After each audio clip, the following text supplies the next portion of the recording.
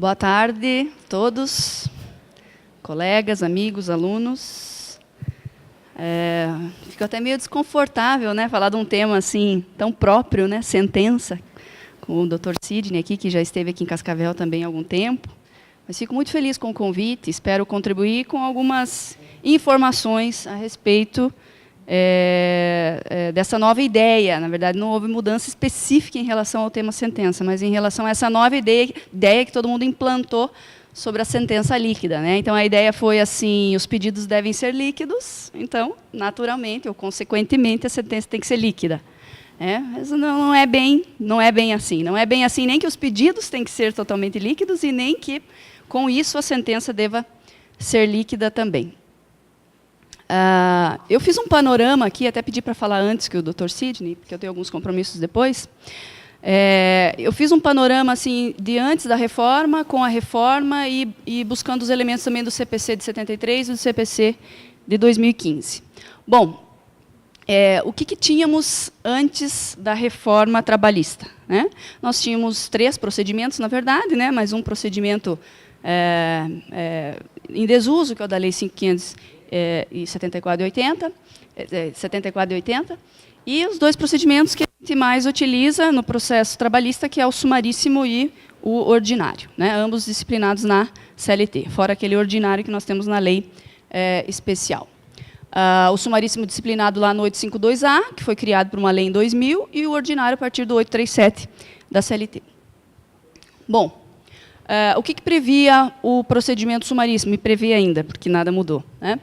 Que para as causas até 40 salários mínimos, causas, né, pretensões, pedidos até 40 salários mínimos, o procedimento seria esse, sumaríssimo, chamado sumaríssimo, que seria um procedimento mais rápido, né, com um tempo mais rápido para a marcação de audiências, de sentenças, algumas limitações recursais, audiência única, em que pese a CLT não diga que tem que ser bipartida, mas aqui a exigência de audiência única, a proibição dos entes públicos participarem do processo, etc, etc. Isso nós tínhamos e temos no procedimento sumaríssimo.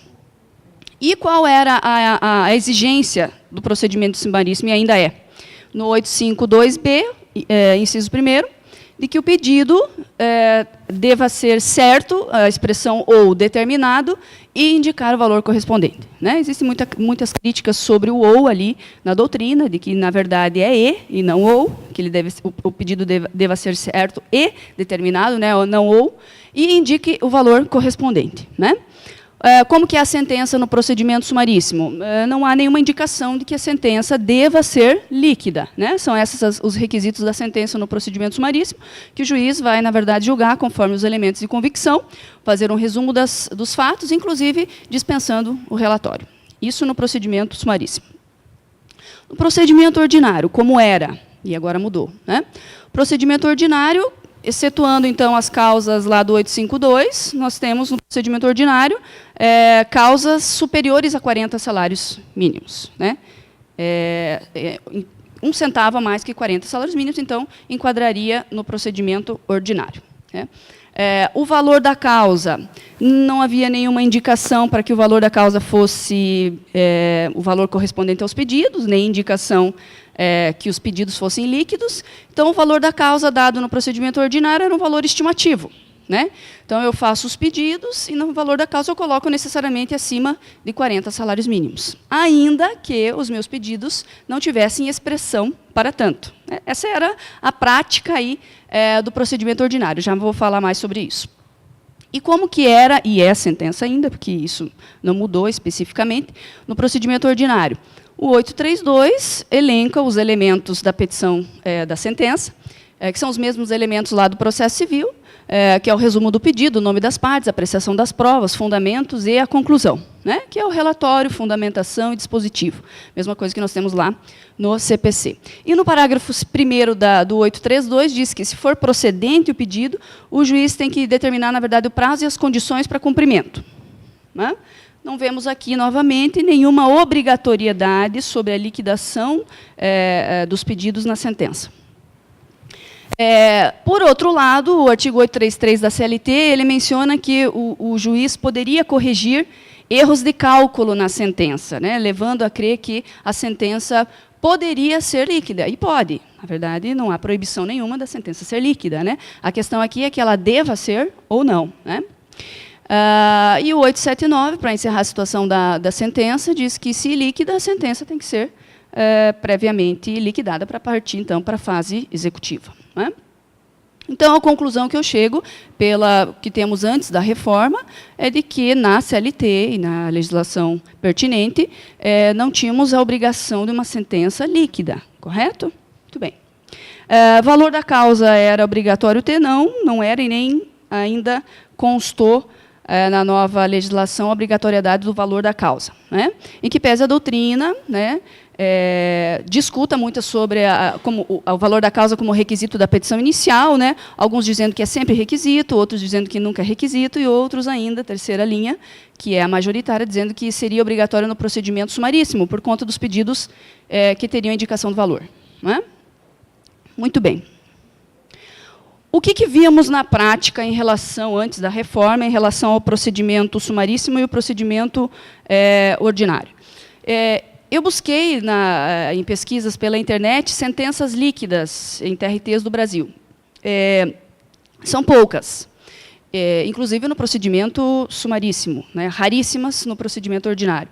Então, nós não tínhamos uma prática de sentenças líquidas, né, no processo do trabalho, nem no procedimento sumaríssimo, que era um procedimento criado com a exigência dos pedidos serem líquidos, né, dos pedidos serem certos e determinados, e com a indicação dos valores. Não tínhamos isso, então, nem no procedimento sumaríssimo, certo?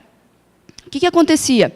A petição, o que acontece? Eu vi várias decisões aqui em Cascavel, vários processos, baixei vários processos aqui em Cascavel e em outros lugares, de ações ingressadas pelo procedimento sumaríssimo, que são a mínima parte mesmo, a mínima parte, de petições iniciais que constavam o valor, e se inicialmente não constavam, o juiz mandava emendar.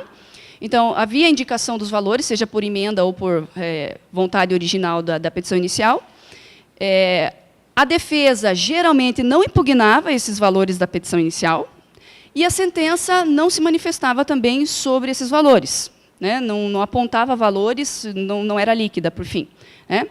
E ainda, além disso, os cálculos de liquidação não necessariamente ficavam restritos aos pedidos da inicial, e isso eu atentei para alguns pedidos, por exemplo, de hora extra, que pediam R$ 800, e o cálculo chegava a 2.000, por exemplo, o cálculo de liquidação elaborado pelo contador vinculado ao juízo.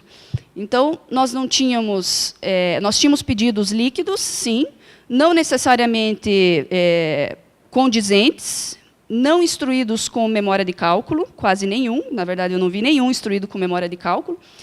As defesas não impugnavam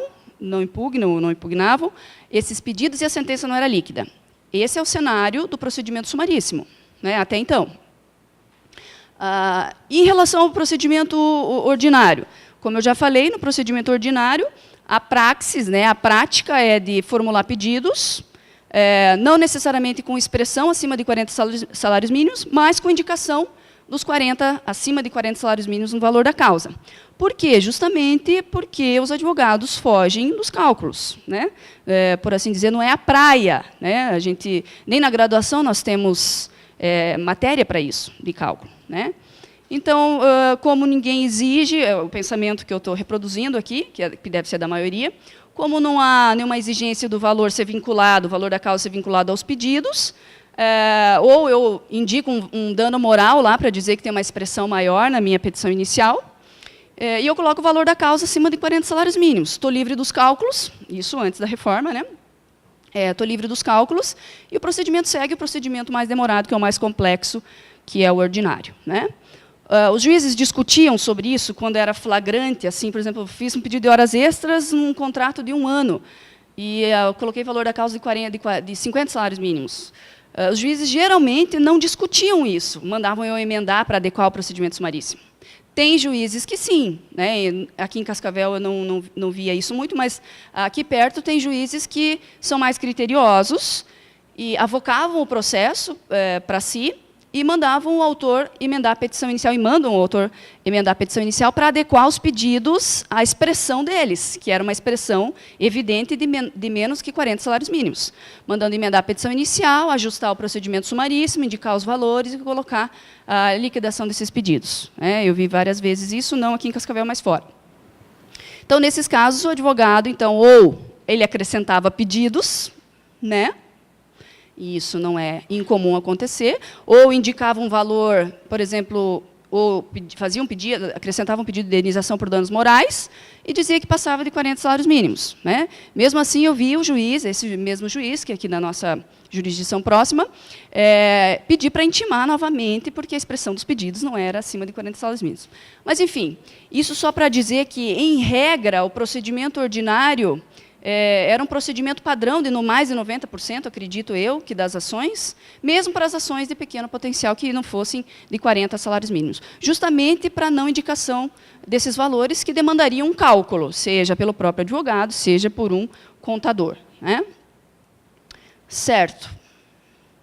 O que o CPC fala em relação à sentença, em relação à liquidez e etc.? Bom, o CPC de 1973, ele tinha disposições um pouco mais severas em relação à sentença ser líquida quando os pedidos fossem líquidos, né? Vocês vieram hoje pela manhã e souberam ou sabem que não necessariamente pedidos são líquidos. Existem pedidos que não são líquidos pela sua natureza, né? Mas quando os pedidos fossem líquidos, o CPC de 1973 dizia que a sentença deveria ser líquida. Certo? É a expressão do 459, parágrafo único, né? Então, quando os pedidos fossem líquidos, a sentença não poderia ser ilíquida, certo? Mesmo nessa fase do CPC de 1973, o STJ já tinha posicionamento flexibilizando essa regra, dizendo que o juiz pode detectar uma dúvida em relação aos valores e não proferir sentença líquida, certo? Isso no processo civil. Então, o STJ já tinha esse entendimento, e é bem antigo e prevalecente, de que, mesmo com as disposições do 459, pode ser que o juiz não precisasse dar sentença líquida, né? Não necessariamente ele precisava dar, basta que ele fundamentasse que existia alguma situação de incerteza, ele não precisaria liquidar a sentença. Então, não haveria nulidade da sentença por falta de liquidação, não obstante as disposições do 459 do CPC. Salvo, claro, no procedimento sumário e também na lei dos juizados, em que era vedada a sentença, também era vedada a sentença ilíquida, né? Em qualquer caso.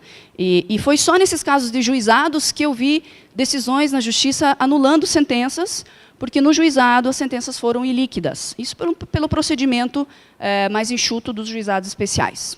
Bom, o novo CPC de 2015 revogou esse artigo 459, antigo, né, do antigo CPC, que exigia a sentença líquida para pedidos líquidos, e passou a ser mais branda, a regra passou a ser mais branda em relação a isso. O que diz o novo artigo aí, que é de referência para o artigo 459? Que quando a sentença condenar ao pagamento de quantia, né, e o pedido for, ainda que o pedido for genérico, a decisão tem que definir a extensão da obrigação, o índice de correção, o termo a qual da correção e dos juros, etc. Ele tem que definir a extensão da obrigação, ainda que pedidos genéricos. Isso não necessariamente quer dizer sentença líquida. E então vieram as exceções nos incisos, quando não precisa ser a sentença líquida, mesmo com pedidos líquidos. Quando, de praxe, de pronto, não é possível determinar em definitivo o valor, ou então quando o valor demandar uma prova que é excessivamente dispendiosa. Essas são as exceções para a sentença ilíquida no Código de Processo Civil de 2015, né? Ainda que para pedidos genéricos, certo? Definiu algumas exceções e flexibilizou um pouco aquela regra de que deverá ser líquida, né, para pedidos líquidos. Em que pese eu já tenha dito para vocês que o STJ tinha flexibilizado já essa regra, né? Bom, enfim, a nossa reforma trabalhista. O que mudou, que gerou o nosso tema aqui da sentença líquida, é a nova disposição do 840, parágrafo 1º, que vocês escutaram hoje pela manhã, com a Thaís e o professor Rodrigo, se não me engano, né? O que acontece agora? O legislador padronizou a liquidação da petição inicial, a liquidez da petição inicial, tanto para o procedimento sumaríssimo como para o procedimento ordinário. E vejam que a redação é muito parecida. A única coisa que corrigiu aquela situação do ou, que eu comentei com vocês antes, que no procedimento sumaríssimo diz certo ou determinado, aqui disse certo, vírgula, determinado e com a indicação dos valores. Então, são 3 requisitos cumulativos para a petição inicial. O pedido tem que ser certo, né, individualizado, você tem que dizer o que você quer, ele tem que ser determinado em relação a critérios quantitativos e qualitativos, e tem que indicar o valor correspondente, né?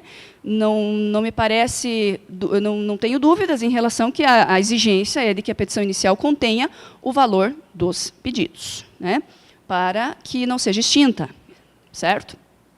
A nova legislação, então, exigindo os pedidos líquidos na inicial, contudo, não falou nada sobre a sentença, né? Não falando nada sobre a sentença, nós temos as regras, a princípio, do Código de Processo Civil, eu comentei com vocês, que já existia uma flexibilidade para sentenças líquidas, inclusive para pedidos líquidos, certo? Isso já era um entendimento do STJ, especialmente naqueles casos em que o cálculo demande um custo demasiado, ou então não seja, a princípio, em definitivo, possível calcular. Não imaginemos que esse cálculo em definitivo seja aquele cálculo que não vai mudar mais.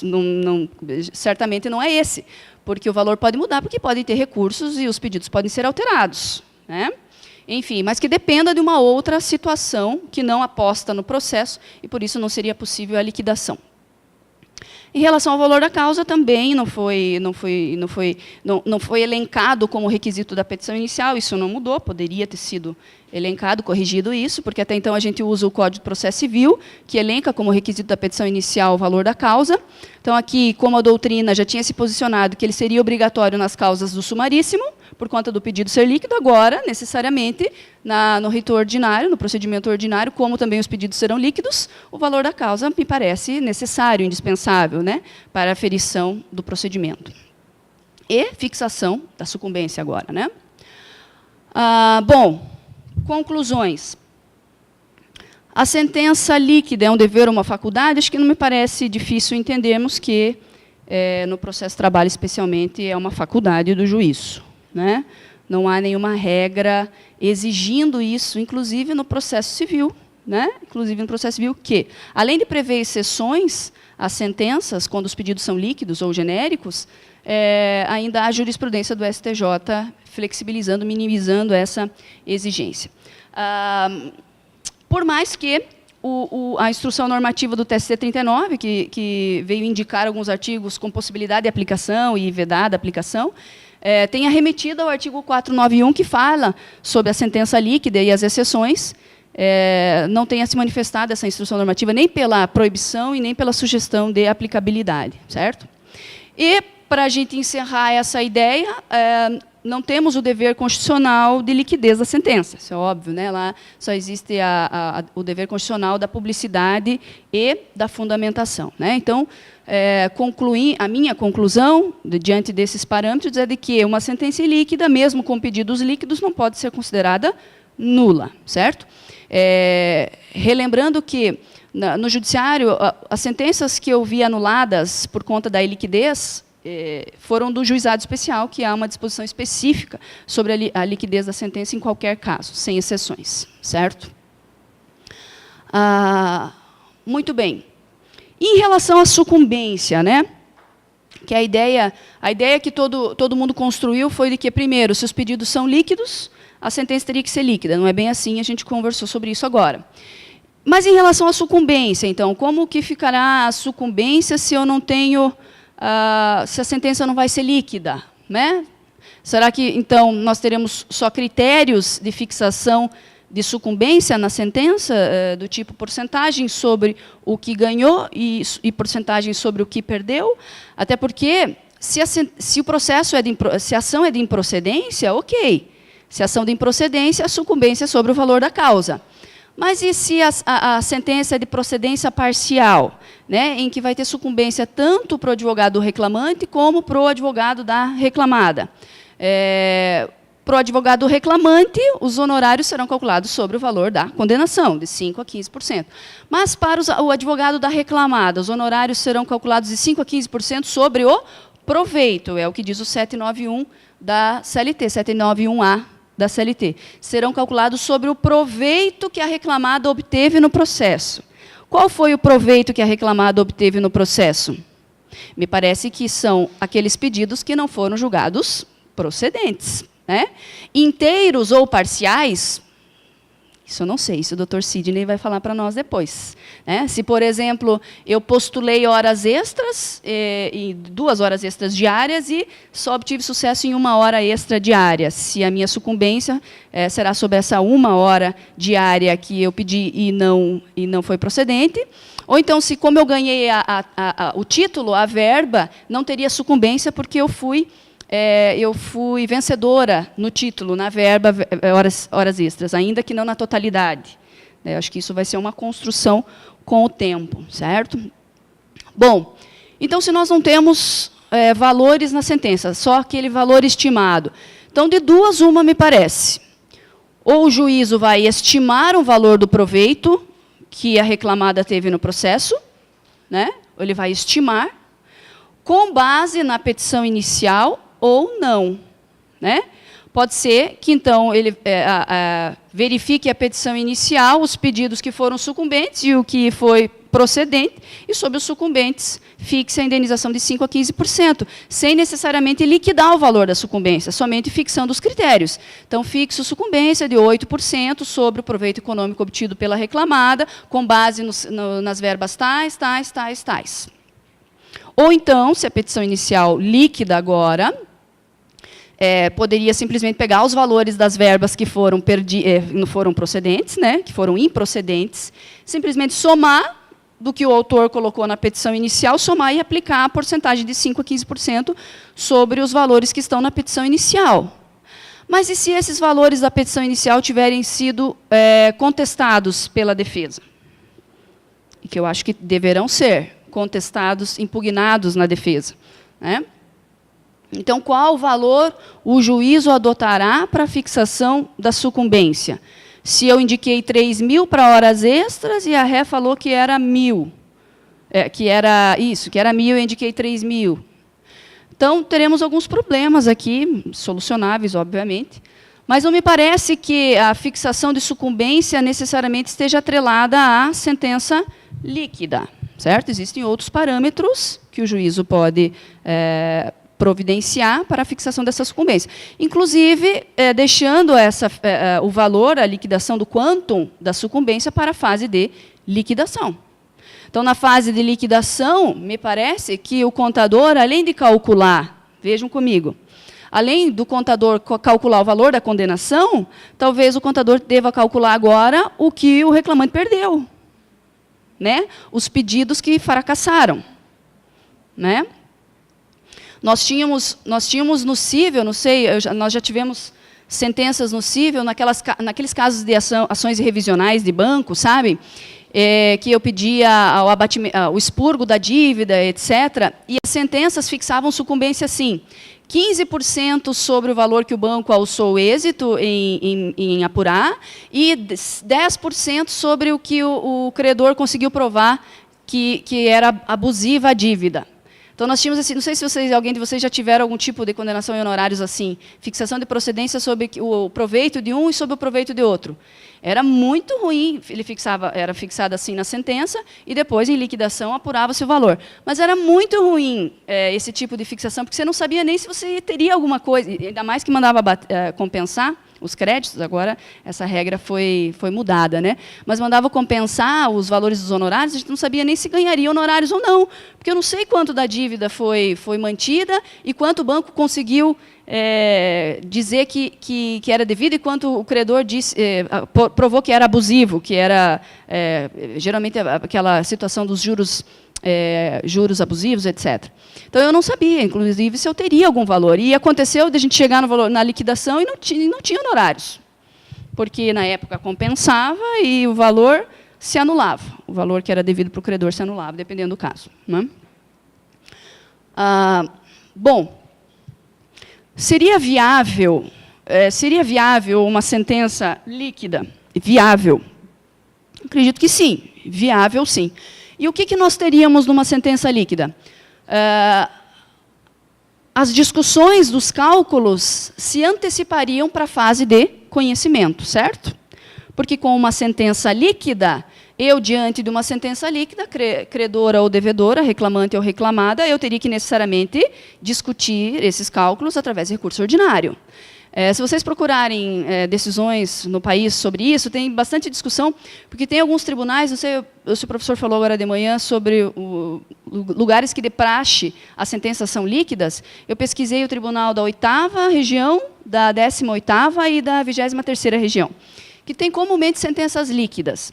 E alguns desses tribunais exigindo que eu discutisse os valores através de embargos de declaração, que eu teria que basicamente pré-questionar a matéria por os embargos para poder discutir por recurso ordinário. Então, chegou no TST a seguinte situação: sentença líquida, eu não entrei com embargos, porque eu já tinha discutido, coloquei meus valores na fase da petição inicial, da contestação, veio a sentença e definiu os critérios, eu não embarguei, porque não tinha omissão, contradição, obscuridade, né? E eu apresentava o recurso ordinário e o TRT dizia assim, não, você não apresentou embargos de declaração. Tinha até uma súmula, acho que tem ainda uma súmula daquele TRT, se não me engano é da 18ª região, dizendo que eu teria que apresentar embargos. E a TST dizia assim, não. O meio adequado para eu discutir questões da sentença é qual? O recurso ordinário. E não temos pré-questionamento em recurso ordinário. Né? O pré-questionamento, nós temos um recurso de revista. Então, dava provimento ao recurso para dizer que, garantindo a possibilidade de discussão dos cálculos no recurso ordinário. Contudo, é o seguinte, se eu não discutisse os cálculos da sentença no recurso ordinário, o que acontece? Preclusão. Então, se tem uma sentença líquida e eu não recorro, eu aceito aqueles critérios, aquela liquidez, aqueles valores que estão na sentença. Então, necessariamente, nós traríamos a discussão dos cálculos, não lá para aquela fase de liquidação posterior, à fase recursal, geralmente, mas nós traríamos a discussão dos cálculos para a fase de conhecimento. Isso demandaria mais tempo? Sim. Nós teríamos um recurso de revista aqui, discutindo cálculos com possibilidade de violação de norma infraconstitucional? Sim. Como que a gente discute recurso de revista hoje em relação a cálculos? Em relação à fase de execução? Somente em matéria constitucional. Né? Se não me engano, é o parágrafo 2º do 896, que diz que na fase de execução a gente só discute só discute por recurso de revista a matéria constitucional. Então, nesse caso, como a discussão dos cálculos foi na fase de conhecimento e eu manejaria recurso ordinário, obviamente que aumentaria as minhas possibilidades de discutir o cálculo, também por violação à lei federal. Também por violação à jurisprudência nacional.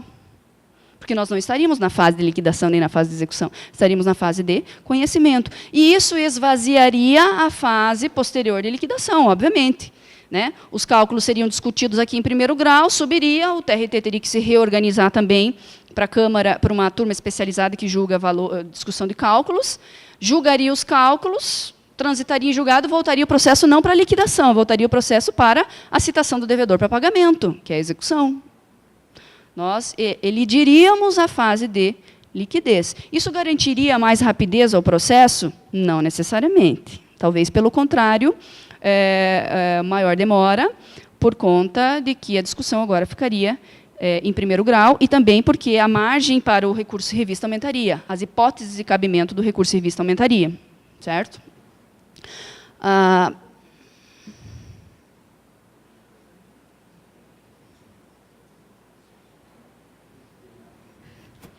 Apertei no botão errado.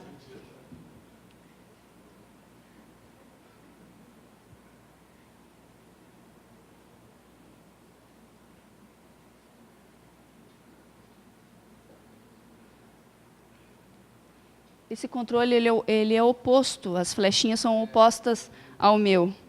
Para cima vai para baixo e para baixo vai para cima. Enfim. Então, se a taxa de recorribilidade aumentaria, sim, e seria maior até que essa nossa taxa bem expressiva. Em que pese que no Paraná a nossa taxa seja abaixo da média. Né? Então, nós temos uma taxa de recorribilidade no Paraná, que foi atestada pelo TST agora no primeiro semestre de 2015, que foi de mais de 45%. Né? E a porcentagem de reformas no tribunal é de mais de 60% no TRT. Então, nós já temos uma taxa de recorribilidade bem alta, né? Isso possivelmente seria agravado. Muito bem, e a sentença líquida, como seria o procedimento e como é atualmente? O processo seria julgado sem a indicação de valores, claro, com a indicação da extensão das obrigações através de critérios, né, através de números de horas, através de índices, etc., os critérios de condenação, obviamente, mas não teríamos valores.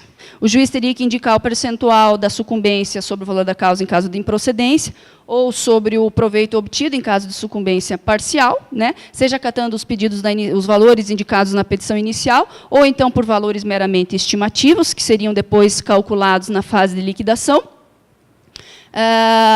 E o início da liquidação, normalmente, como nós vemos agora, né, iniciando a liquidação, com a impugnação aos cálculos, depois sucedendo os embargos, etc. e etc. O que foi interessante que eu vi sobre a sentença ilíquida foi de que, em relação à celeridade, que nós poderíamos pensar, bom, se já tem uma sentença líquida, a gente já discute agora tudo isso e vem direto para a execução, seria mais célere. Mas, se a gente pensar o seguinte, que quando a gente tem uma sentença ilíquida, e que eu acho que é assim que vai permanecer, a gente faz o recurso e vai recorrendo e aguarda o recurso. O que a gente pode fazer simultaneamente à pendência dos recursos? Iniciar a liquidação. Então, ao mesmo tempo em que o recurso seria julgado pelos tribunais, eu poderia iniciar a execução. Eu não tenho proibição de executar provisoriamente o julgado. Então, eu já iniciaria a fase de liquidação, para, ao mesmo tempo em que aquela demora dos recursos até eles serem julgados, eu já anteciparia a fase de liquidação e obteria já o valor líquido, se não houvesse nenhuma mudança no tribunal, da decisão do tribunal que transitasse em julgado, já viria direto para a execução. Né? É o que algumas pessoas fazem, mas eu acho que a execução provisória é de manejo pequeno, acho que poderia ser maior. Né? E é isso, gente. Mais ou menos alguns critérios que eu trouxe para vocês. Espero que vocês tenham entendido, eu tenha me feito clara. E só para terminar, e o Dr. Sidney complementar aqui o nosso seminário, em relação ao assunto da manhã, sobre petição inicial, eu tive uma experiência, porque dos dois que levantaram a mão hoje de manhã, não sei quem foi o outro, está aqui, que propôs uma ação depois do dia 11? Não está, fugiu. Ninguém propôs aqui uma ação trabalhista depois do dia 11? Só eu. Que bom. Pois é, eu propus. É claro que as que eu tinha... Você também? Foi você? Você está pela manhã? É claro que... 90? Olha, eu fui uma. Que bravo. É claro que as outras que tínhamos lá no escritório, propusemos, o que deu, propusemos até 23 horas e 59 minutos do dia 10 do 11. Né? Não eram tantas assim também. 990, vê. Só nesse dia? Só nesse dia, 990? Ah, tá. Mas, enfim, essa ficou porque não tinha como ajuizar antes, porque era uma ação muito pesada, inclusive um valor da causa bem expressivo, que deixou a gente muito receoso. Inclusive, estamos noites sem dormir, inclusive, por conta dessa petição inicial. Né? Nós somos autores nessa, o reclamante. O autor, Ele eu tentei tranquilizar, enfim, mas acho que eu deveria ter alertado melhor. Inclusive, o reclamante, a filha, porque é falecido, não é aqui na cidade, é em outra cidade, queria que eu colocasse várias coisas do tipo, olha, mas diz isso, e fala que foi em tal data, que tinha havido uma redução salarial em 2011. Ela falou, não, diz que foi em 2013, daí não está prescrito, né? Falei, não... Eu poderia dizer, não que fosse do meu caráter isso, eu poderia dizer antes do dia 11 isso, ou bem antes, porque a sucumbência está sendo aplicada de imediato aqui em Cascavel, né? Mas agora não posso mais. E eu senti a experiência na pele do que é você pedir exatamente o que é devido e até menos do que é devido. Exemplo disso é o intervalo entre a jornada. O autor gozava 30 minutos diários. Que pedido nós faríamos na petição inicial? De 1 hora extra. O que eu fiz? pedir 30 minutos extras. Só a supressão, por mais que exista a discussão se vai ser aplicado ou não, porque o intervalo de 1 hora, mesmo com o gozo parcial, é garantido por uma súmula. E súmula não dá garantia de nada, né, gente? Não é legislação, né? O artigo 71, parágrafo 4º, não é claro ao dizer que paga a totalidade. Veio a súmula para dizer isso. Enfim, eu pedi exatamente os 30 minutos extras, né? Então, eu fiquei pensando assim, nossa, como a gente é super verdadeira, pedagógica, como que é o efeito pedagógico disso, né? Esse é o lado bom, mas tem um lado ruim também. Por quê? Porque nós engessamos as teses boas para discutir no X-Trabalho, porque hoje a gente não vai mais se aventurar em teses boas, mais arriscadas, né? Então, quanto a esse ponto, ficou crítico. Mas, enfim, obrigada, gente. Doutor Sidney. Obrigada.